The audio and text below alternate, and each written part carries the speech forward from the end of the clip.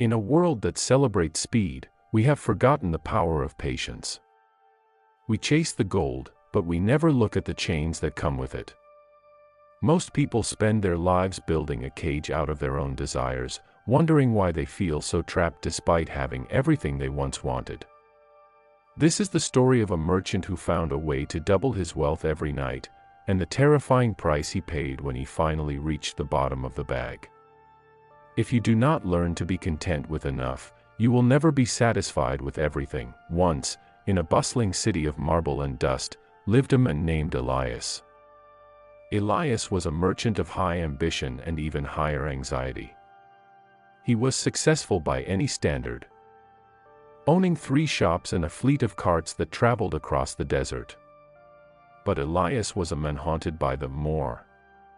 He looked at the great mansions on the hill and felt like a beggar.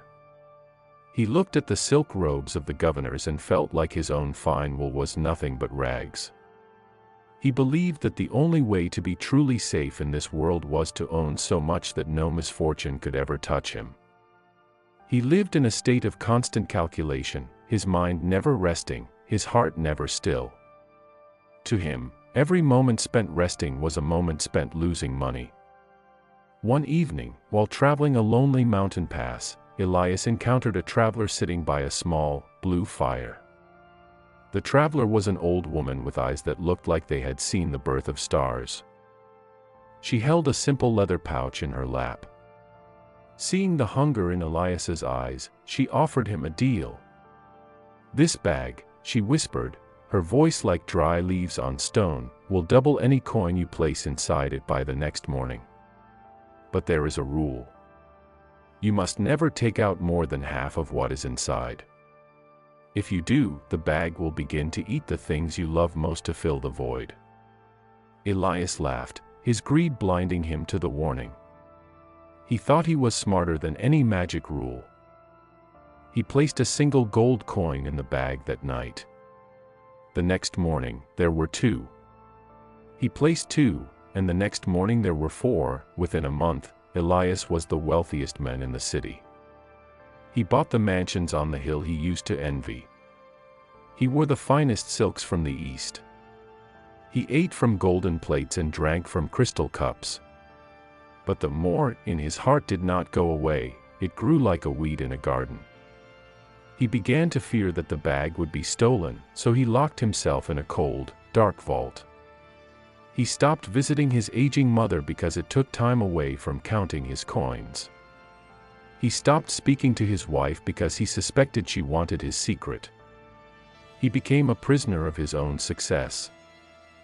Guarded by walls of gold that he had built himself, as the gold grew, so did the void inside him. One night, fueled by a sudden, frantic need to buy a neighboring province, Elias broke the rule. He was impatient. He reached into the bag and pulled out every single coin. He felt like a titan. He felt like he finally owned the world.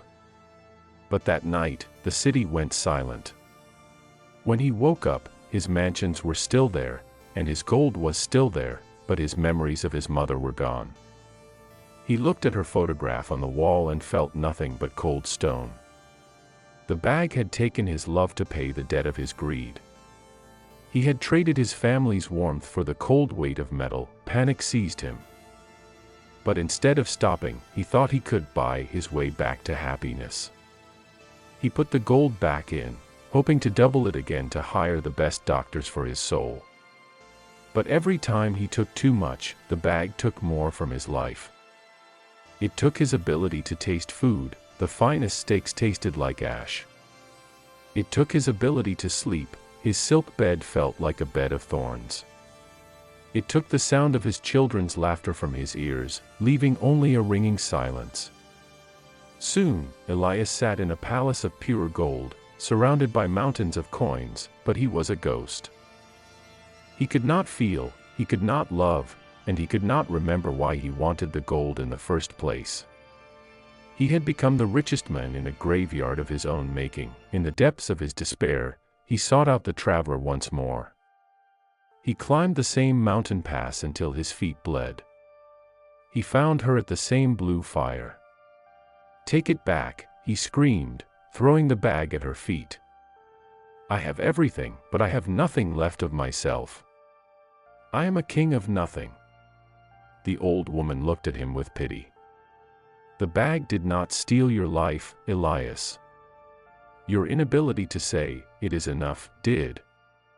The bag only mirrored the hunger in your soul. You thought you were filling your pockets, but you were actually emptying your heart. You were so busy counting what you had, you forgot to be who you were." She told him there was only one way to break the curse. He had to give away every coin he had earned from the bag, not to buy favor or fame, but to those in need. He had to become nobody to become a human again. Elias spent the next year walking through the poorest districts of the city. He left bags of grain on doorsteps in the middle of the night. He paid the debts of widows in secret. He repaired the roofs of the sick while they slept. With every coin he gave away, a piece of his soul returned. He remembered the smell of his mother's kitchen. He remembered the feeling of the sun on his skin. He remembered the sound of his wife's voice calling his name. When the last coin was gone, Elias found himself standing at the city gates at sunset. He was wearing the same simple wool robes he had started with years ago. He had no shops, no fleet, and no mansion. He was, by the world's standards, a poor man. But as he walked home, he heard a bird singing in a tree, and for the first time in years, he actually heard the music.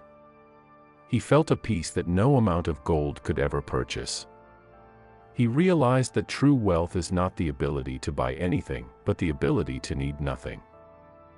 He was finally free from the heavy chains of more. Master your desires before they become your masters. The world will always tell you that you need more followers, more money, more status. But the most powerful person in the room is the one who is content with what they have. Your peace of mind is the only currency that truly matters in the end. Do not trade your soul for a bag of gold that will only leave you hollow. Empty your heart of greed, and you will find it filled with life.